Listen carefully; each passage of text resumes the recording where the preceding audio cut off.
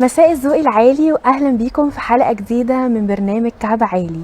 برنامج اتعمل لكل ست حبت تشوف الموضة بعيون نقادها، ولان الشياكة في الاصل تكمن في التفاصيل والرقي، حبينا ان احنا نجيب لكم براند قدرت تثبت ان الفورمال وير والشياكة والاناقة بتكمن في التفاصيل البسيطة والراقية، ما بتكمنش في التفاصيل المبهرجة.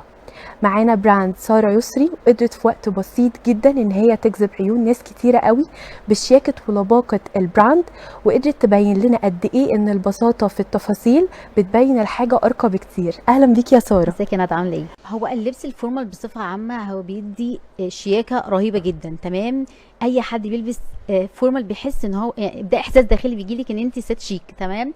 فان انت دلوقتي مثلا تبداي تلبسي السوت كلها على بعض، بدايه من الفيست والبليزر والبنطلون، انت شكلك مودست جدا وشكلك شيك جدا.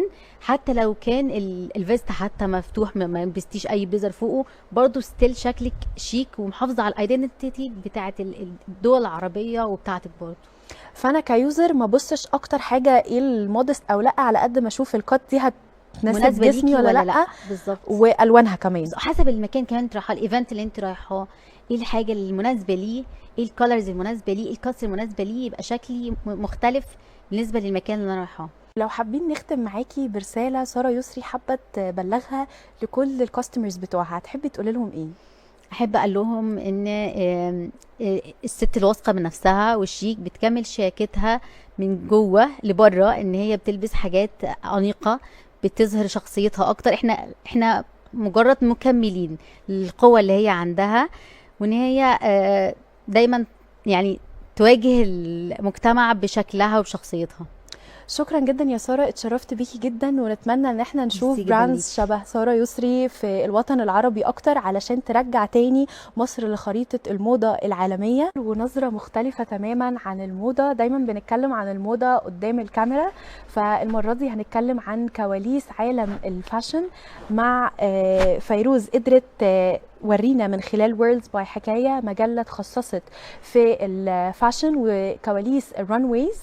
هنرحب بيها وتقول لنا كواليس الفاشن شوز بيحصل فيها ايه، ونعرف العالم ده من جوه بكواليسه. اهلا بيك يا فيروز. ازيك يا ندى، عامله ايه؟ كان في حاله من عدم البرفكشن، ودي اكتر حاجه عجبتني على فكره. يعني ما كنتش حاسه ان الناس كلها بتحاول تبقى بيرفكت، كله بطبيعته عادي، كله عادي جدا. الميك اب سامبل، الدريسز حتى كانت سامبل جدا، كل حاجه كان فيها استيثيتيكلي مريحه.